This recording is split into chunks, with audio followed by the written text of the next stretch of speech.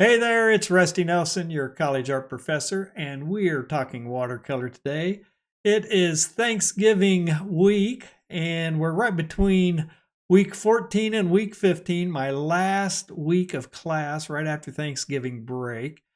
And then we move into finals, and then we have that nice winter break right through December and get started again in January. And if you're new to the channel, welcome in. I am a soon to be retiring college art professor.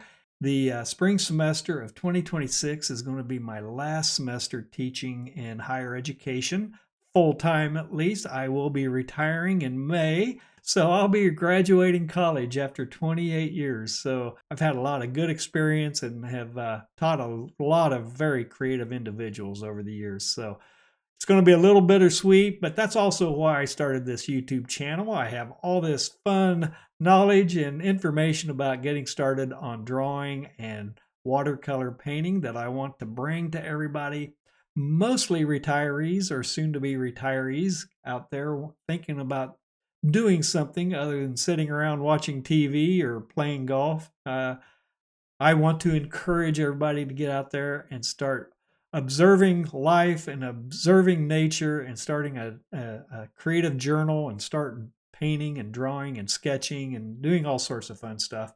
It's a great occupation, pastime, hobby, anything that you can do with it. That's what I hope to help everybody get started doing. So that's why you're here, hopefully, and watching. I normally use this 15 minutes just to kind of go over maybe what I've been doing in the week previous or what's going to be popping up on the feed in the coming week, answer questions and react to comments on the videos that I've been posting, and maybe hopefully hopefully put some tips out there that you can use on watercolor and or figure drawing and drawing faces and things like that. I've been reflecting a lot on my 2025 accomplishments and my goals and the things I still have yet to accomplish. And I think I'll still manage to hit my 2025 goal of doing a live stream over the holiday break. So hopefully I'm gonna start throwing some stuff out there on YouTube with a live stream and test it out. And I've got the equipment and everything. I just haven't done it. I'm going to be doing that. I think I'll be able to get a couple or three of them practiced and done over the holiday break before 2026, and I can officially cross that off my list for something that I have accomplished. So been working out my 2026 plans and goals, and really hopefully I hope 2026, at least the spring semester, will be a little less wild and hectic. 2025, actually, starting in about March of 2025, it kind of went nuts on me. So it's been a very big challenge to keep things running and going and remaining constant on my YouTube channel. I have managed to do it. So thank you all for putting up with maybe sometimes kind of disjointed and quickly prepared videos for the lessons of each week. So hopefully that's my goal for 2025, is to improve my video structure and my delivery. And I'm going to continue using my Talking Watercolor as a means to continue improving my ability on screen and hopefully communicating and teaching lessons in a more clear and concise manner. We'll see. Well, it's been 2 years. This I'm we starting my third year on January 4th. That'll be my my third anniversary birthday party for the channel. So it does feel like I've come a long ways. I've gotten better over the course of the last 2 years. My equipment has improved, and yeah, we're making progress ever so slowly. I've said this in previous Talking Watercolors where when I started the channel, I really didn't have any idea of what to expect with what I was going to put out there and what kind of response I would get. So I'm closing in on almost 40,000 subscribers, almost 2 million views on my channel. If anything, I need to improve my view count and my duration of what people watch, which means I've got to work on the structure of my videos so that people will watch longer, and then the algorithm will push it out to more and more people.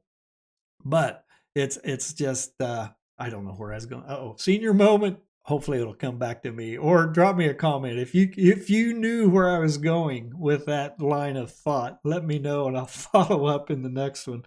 I did post just recently, last Saturday, a quick little 15-minute, 20-minute face sketch. Now, I did do a profile. I do think if you're trying to get into figures, try working with profiles first, because they are a little simpler than the straight-on views or even the three-quarter view faces. So if you can figure out and how to start getting a profile to look right with all your observation and getting the angles and position everything right, using your Loomis or your Riley, whatever, it will help just simply build some confidence. And that's, a lot of times with the students up in my observation and my figure drawing classes, it's just building some confidence in their ability to observe and get angles correct and measure and mark making. So if there's a tip on both figure drawing, drawing faces, and watercolor, is just simply get better at your drawing and draw, sketch, doodle, have a notebook, a sketchbook, sitting in meetings, just sitting around watching TV, even just have a sketchbook handy and doodle and sketch and draw anything. Somebody was talking about not only having creative block, right? Or they get really frustrated because they have that mental image. And this is not an unknown thing that happens. You have a desire to do really cool looking stuff. It's just that your taste and your desires outreach your abilities. You haven't spent the time in there to bring this into balance with your desires and abilities. And even if you've done it for years and years, you still have those things. You may have certain artists and types of art that you like and you want to do, and you have to really kind of start breaking those things down and practicing the skills that get you to those end results, and do a lot of exercises. And that's really the overall secret and the best tip I can tell you. And if you listen to any of my talking watercolors, it's really it's about practice, and that's what essentially I do in any of my classes up at the university for 15 weeks, is break the skill sets down into simple fundamental things and practice them until it becomes second nature. It becomes rote action. You create a hand-eye coordination and building that confidence. So after you've done things for a couple hundred or 1,000 times, it starts to make sense. And then one of the key things is, especially if you're watching a lot of tutorials and demos on methods and processes and stuff in there, is you got to loosen up. You got to integrate any of those guides, especially like Loomis or Riley. A lot of the tutorials you see in Instagram or on YouTube, they draw very precise guides and stuff. But when especially if you're in a figure drawing class, when you have a pose you have to establish quickly, you don't have time to make those perfect guides and everything that you then layer your drawings on. You have to lock that in very quickly and adjust and adapt and understand the shapes and the forms based on those initial quick guides. And light, they're normally light. They're never that dark that, especially if you're having to erase the damn things, I just draw them lighter, and then you can just integrate them into the overall drawing. So practice those things until they just become second nature. And you're gonna draw a lot of ugly stuff, so don't get frustrated. It's just the way it works. I remember moving into my first drawing classes in college, and they were the traditional thing: get a still life set up out there and you draw it from life. And boy, that was a whole new experience, and really kind of points out the skill sets that you have to develop. And then through the course of that 15 weeks when I was in college, you get better just simply through the act of repetition and practice. So don't skimp out on just doing it wrong, doing it again, doing it over. Creative block, it's a similar thing where when you don't know what to do, and that's really what it feels like, you don't know what to do anything. have a pen and paper with you, pencil and paper, and you see something, just simply draw it.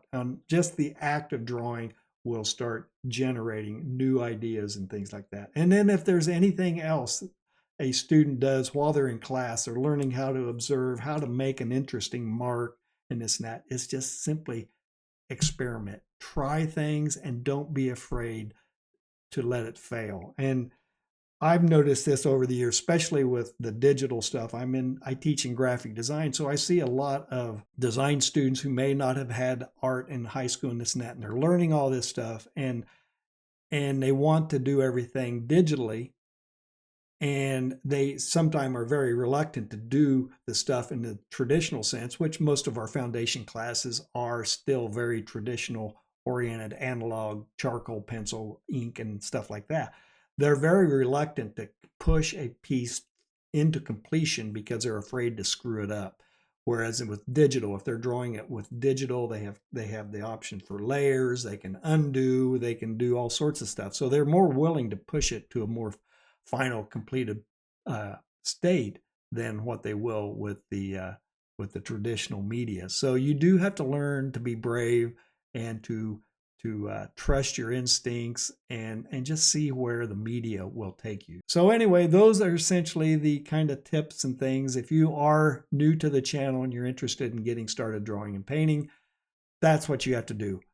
Tackle drawing first, shapes, forms, value, modeling, understanding perspective, get that under control with one tone, black to white, and you're going to have a good leg up once you start introducing in color into your artwork. So, hey, I hope you guys enjoyed this session of Talking Watercolor. I actually tried to give you some more tips in this one instead of just talking about my woes and problems. I hope you did get some value out of it. If you did, give me a like and a subscribe. Share it out to people you know who might be interested in getting started drawing and painting with watercolor.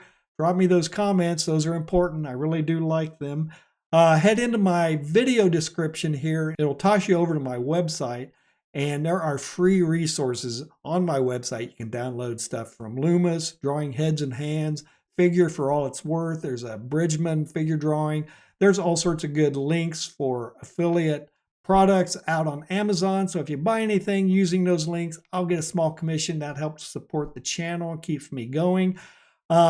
I do have a Patreon channel. So if you think I'm doing anything here, providing these videos for everybody to learn from, please consider a $5 a month membership.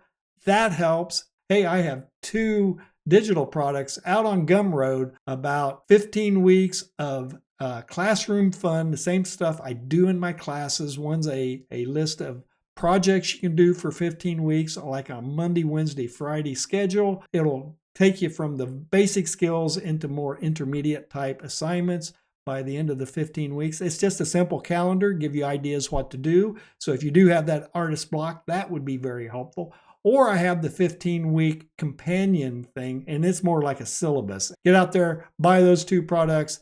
That helps the channel as well. So, hey, thanks for watching. I'll see you next week talking watercolor. Happy Thanksgiving.